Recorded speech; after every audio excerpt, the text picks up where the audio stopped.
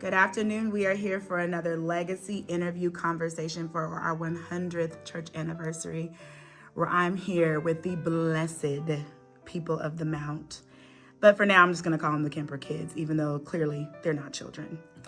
For the sake of our body, for those who do not know you, will you please state your name and how old you are if you choose, for those who don't know you. Starting from here to here. I'm Frank Kemper Jr., 65, and a middle child. Okay. I'm May Kemper Evans. I'm the oldest child. All right. And I am TK, your uncle, your cousin, your brother, whatever you want to call me, but my official name is Timothy Kemper. And I am the orchestrator. I allowed them to come out first. Very good. Thank you for that. Thank you. Yes, I just want everyone to know that. I do appreciate that. I do appreciate that. The Don Kemper, aka. Yes. Yeah. It doesn't matter who would like to start, but can you tell me your earliest memories here at the Mount? Oh, I can. I'm going to start this. Well, actually, let me reverse that question. How did you come to be at Mount Pisgah? Our father got called here to pastor in 1960. So we moved from Kentucky to Indiana. Can I tell you, I'm starting to feel like half this church is from Kentucky. Majority. A lot of people Yes. Wow. in the early time were, Yeah. And that was because of what? Jobs? Jobs of all people, families. Families bringing other people in their families up. But to come to Indiana from Kentucky was just really good, for economically for the families. Are both your parents from Kentucky? Yes. Do you remember that? Like at that time growing up there? What part was it, first of all? In Kentucky? Yes. What part of Kentucky? There's a place called Crab Orchard, Kentucky, which is Orchard. Yes, Kentucky. it's very small, family-orientated type of a community. A lot of the people there was cousins, and so if I had stayed there, I probably never would have got married. Wow. It was all related. So your parents moved here in 1960 from Crab Orchard. I was about to say Crab Boil. That's not right. Crab Orchard, Kentucky. Do you remember how old you were when you moved here? Yes, I do remember. Okay. So that's remained to be known. Okay. So you were young. I can assume that you were young when you moved here. And your father was called to pastor here. Mm-hmm. Was he already a pastor in Kentucky? Yes. Okay. Do you mind telling me what church that was? Churches. Churches. Okay. Back then, they had what they called circuit pastors because a lot of the communities, black communities, were small. And so they would have services like twice a month or once a month because of where they were. So he pastored 3 churches. He mainly pastored First Baptist in Crab Orchard. And then he had Logantown Baptist Church, and then we had Cumberland. Yeah, there was one in Cumberland. I never knew the names of one of those two. I didn't. So we would travel, and so they would have a preacher to come in. Those were nice. I had fun when we did that. Well, for the millennial here, will you explain what a circuit church is? I've not heard that term. It's a church that's not in session every Sunday. Okay. Okay. They don't have a on parsonage or a pastor that's there all the time. So they would have the services set up like first Sundays we'd go to Cumberland, and they would have service, and and you have your communion and all of that. We usually go and spend the night and go the night before. It was up on a mountain too. It was something. How was like revivals or Bible study or prayer meeting set up with doing that? Week long. Okay. For revivals was always week long. Yeah. Whichever church had it, but they weren't at the same times. You might have yours the first week, this one have theirs the second week, this one have theirs the third week. Okay, and your father was in charge of 3 churches. Mm-hmm. So he gets called to pastor Mount Pisgah. Mm-hmm. And did the previous pastor pass away, or did he just leave, or what happened? I wasn't around at that time. I heard some of the stories because, ironically, if I remember the story correctly, they called him at Second Baptist. Second Baptist called him. Okay. And he went there, and he served there for a little bit as they were looking. And I think that someone, from what I was told, is that wrong? Yeah, Is that That's right? right. No, he didn't serve over at Second. He just Not he as just pastor. He was. I know he got called to be interviewed for that spot, Okay. and at the same time as Reverend Burton ended up the pastor there, Okay. and at the same time there was an opening here, Yeah. and got interviewed for here, and then that's how he ended up. And I don't know how the communication was it Reverend Goodlow that sort of almost like Pastor Anderson that Pastor Kimbrough, was it Kimbrough? Yeah, Kimbrough. Inspired him to reach out. You need to go, So anyway.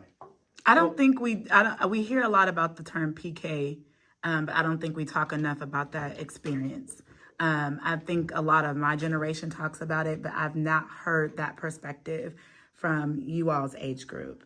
And so in your father going through that process and you moving from a completely different state, for those of you who were present at the time, you're now going into being a part of a whole nother church in a whole nother state. Talk to me about that experience, if you remember. That would have to be more my sister because He was a baby. Okay. Okay. So, like I was saying before, the church back then, it was family mostly. I had already accepted Christ and been baptized in Kentucky when I was very young. And so when we came up here, I have a southern accent, which I still have. It was a little bit different for me when I come up here because a lot of the kids, they kind of say, well, you talk funny. But coming into it, the church families was all welcoming. We came in here, we became a part of it. Church out there was very good at taking care of pastors and stuff, bringing stuff to the house and things like that. In Kentucky, you mean, or here? Here. Okay. Here. Okay. Mm-hmm. And so it was a good transition for me. Okay. I thought it was. Okay. Good. I don't know. They can't. But you two were essentially born into the church. I was born in Kentucky. You were already born. Yeah. But you grew up into the church and you were born into the church. Yeah. So talk to me about you guys' experience having been really small or just born into the congregation as it was. Your father was already a pastor here at this point. Talk to me about your earliest memory from your perspectives. Well, for me, once began to realize this, the original Mount Pisgah Church building was in plate glass, the area Yes, that's right right. behind us. Okay. In fact, the street that butts up to the back of our property is Cooper, and the church was down a few blocks down the street. And we grew up over on Calumet, which was a block to the south. And so, like my sister said, we grew up playing around there with kids. There was large families. Some of those families are still represented here today. The Tyler family, the Dowling family, the Humphreys, the Fords. A lot of those families had family members in that community, and so some of their kids or some of their families' kids, they would come into the neighborhood, and we just all play in the neighborhood at different times. That's awesome. So yeah. I think that was one of the first things I noticed when I moved here was how many families were here at the Mount. And a little bit of confusion because my maiden name is Eddings. And so I was associated with Eddingtons a lot. I'm like, unless there was a second brother or a third brother, not to my knowledge. How about you? What was your earliest experience here? Well, my early experiences was when I took my first breath. I was born here. I say it all the time because that was my nickname. I really take Mount Pisgah seriously as my home because I'm the child of the only pastor that was a pastor and had a child while being pastor.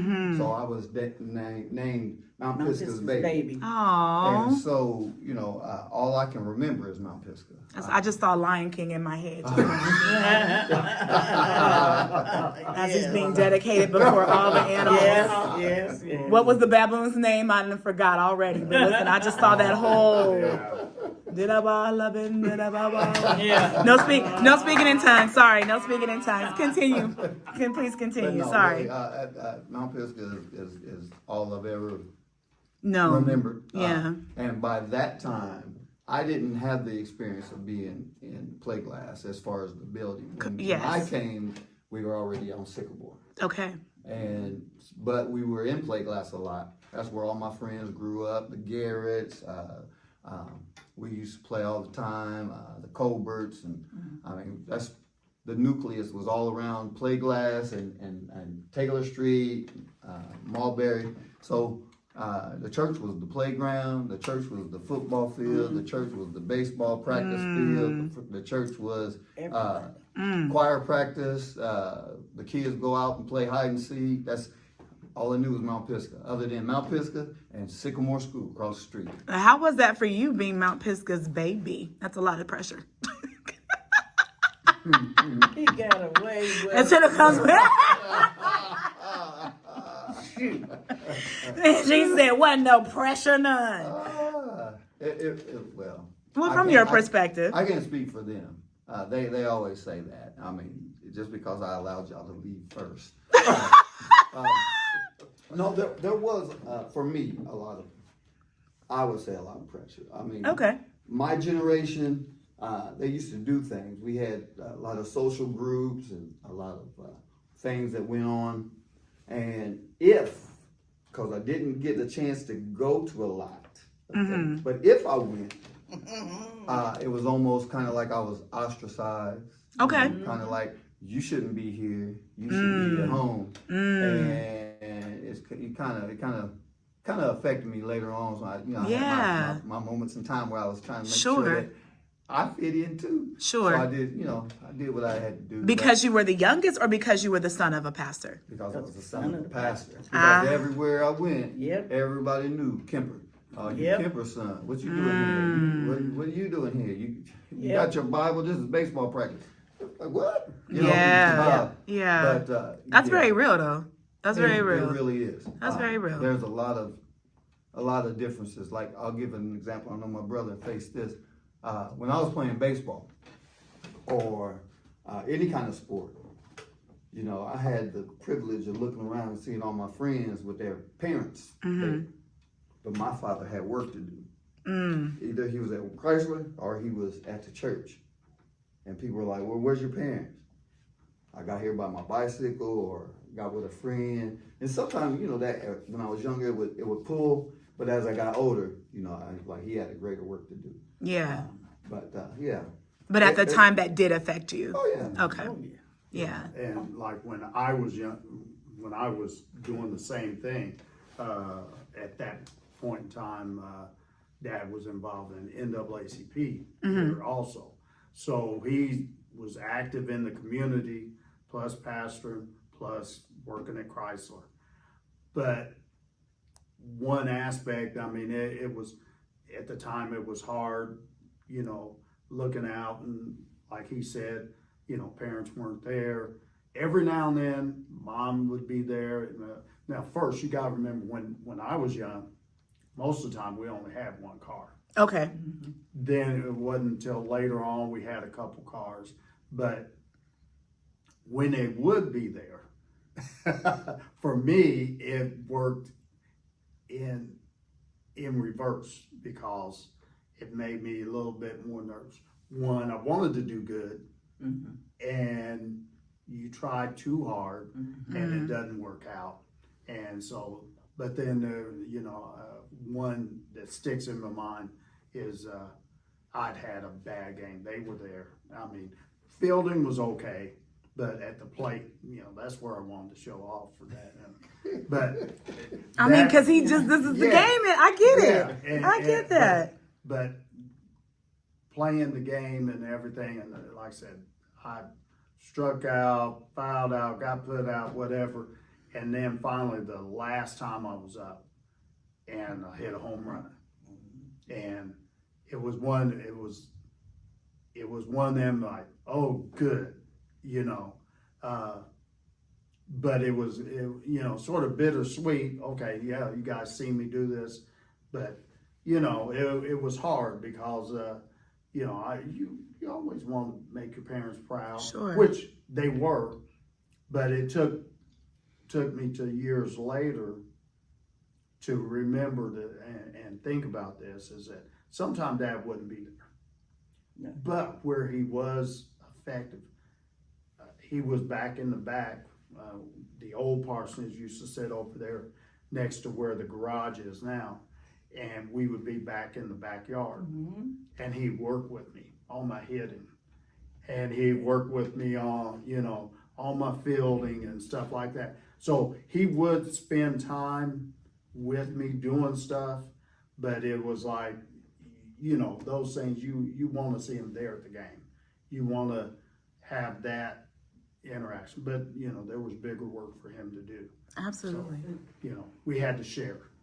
Did you experience any of that, even with? Yes, I kind of, I didn't want to say hate it, but I resent it. Okay. A lot coming up because, like he was saying, Dad would play with us. Dad would sit out there and work hours with him on his hitting. I remember a string on a ball on a string and hitting over and over and over and fielding and all like that. Because Dad loved sports. He did. And so I think part of him not wanting to shine was because Dad was so good. Dad would get out here and we played at church ball. Dad was always out there. Everybody wanted Dad on their team because he could hit and he would run. He ran real funny, and everybody used to laugh at it. But me, as I was coming up as a girl, I had the same thing they did. Everybody wants to put a label on preachers' kids. You ought to act this way. You got the same lessons we did. And that's Hey, very. You got the same strippers we did. Why ain't you doing it? I can Don't be imagine that pointing being your even fingers more at me. hard for you, because I was thinking the same Oh, thing, yeah. that you were a girl growing up at a time where I'm sorry, but women were, it was as much as possible to try to silence. And then you happen to be the daughter of a pastor. So that kind of worked against you, I would think, doubly.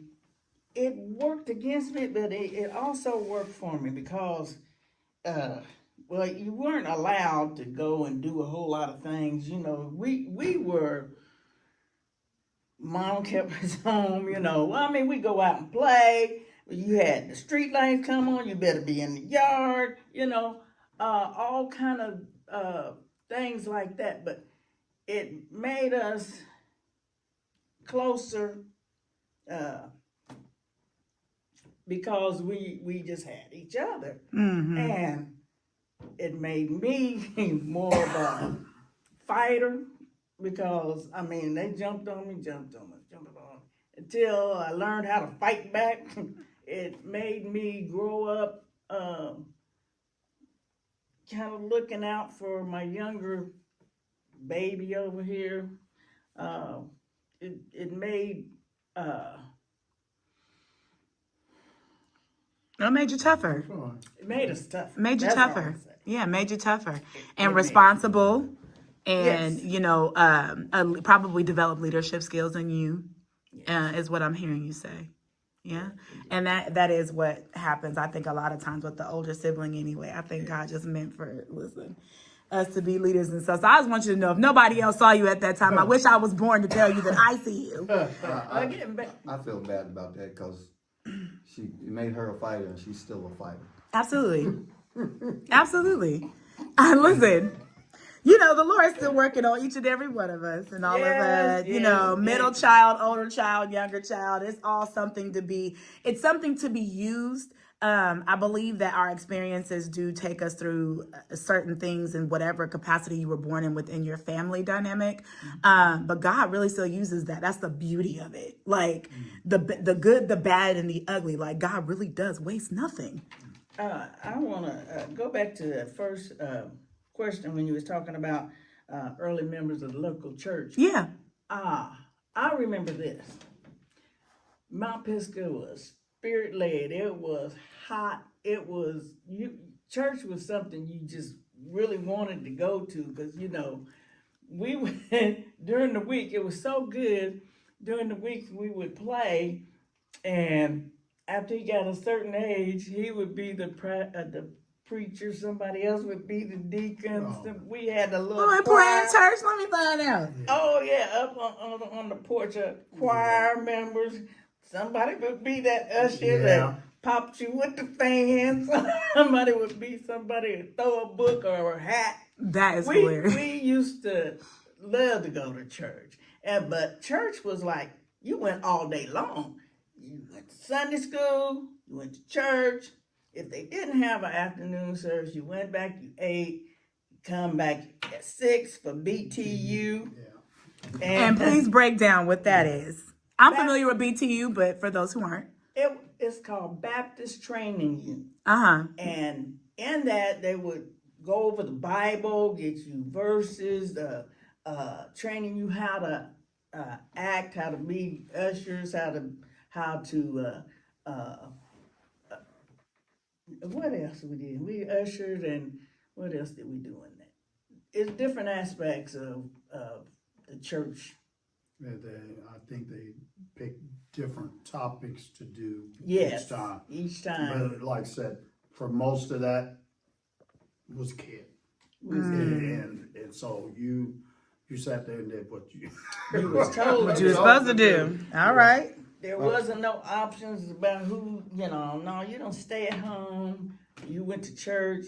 Each family had a row. The kids sat with their parents on the row. You didn't chew gum. You didn't, if adult, I don't care who it was, told you to sit down, told you to do anything. Oh, it wasn't none of this. You ain't my mama. No.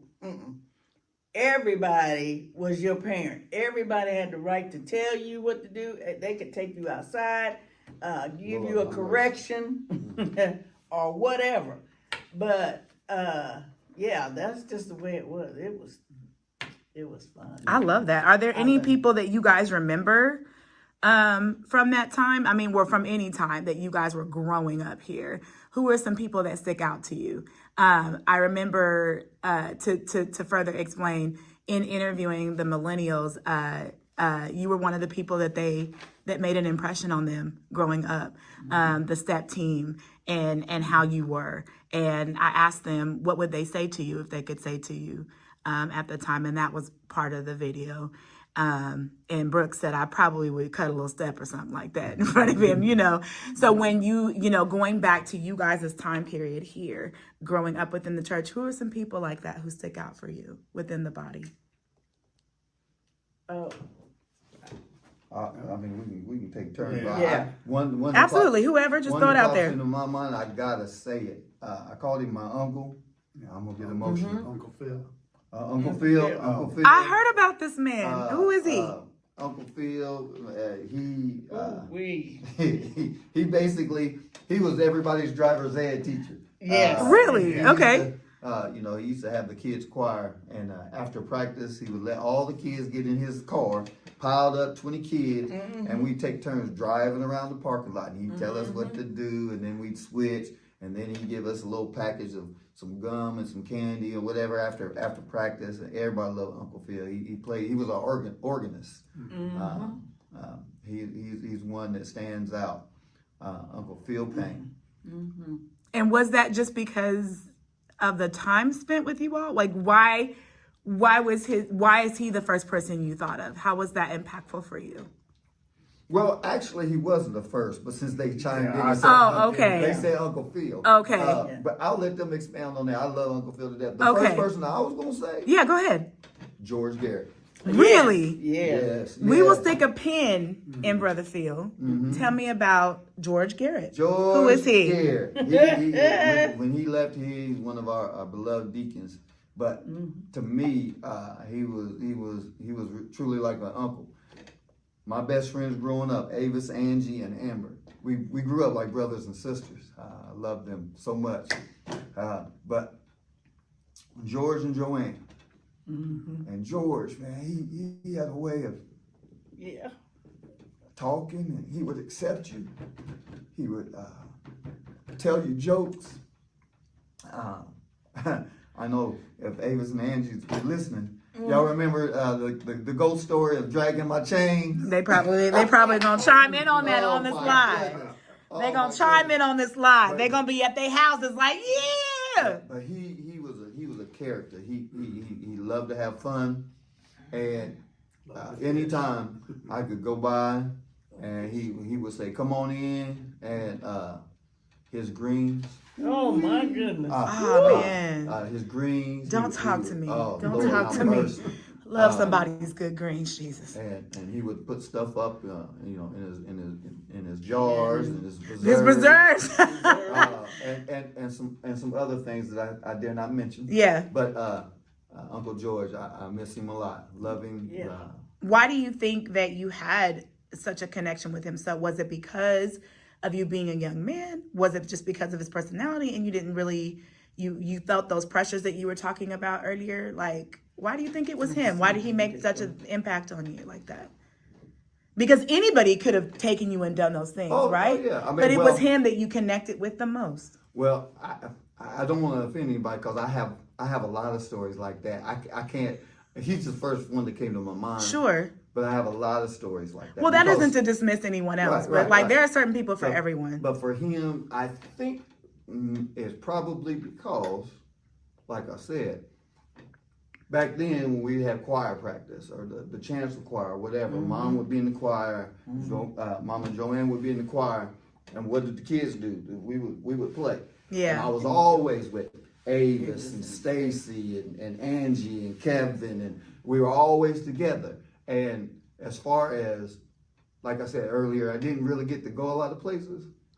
If I wanted to spend the night with a friend, that was one of the people that I would. It was approved to go. stay. Yeah. And I was there a lot. So that just became another extension of your family just by that connection alone. That's powerful. I'm going to get to why in a Because second. we didn't, physically, we didn't have any family here. Right. So, and I'm gonna piggyback on him, and for me, is With Brother Garrett Merriweathers. or someone else. Yeah, Oh, the Merriweathers. Merriweathers. Okay. Mr. Ed, and of course, Tony and I yeah. are close in age, and Scott's just a little bit above.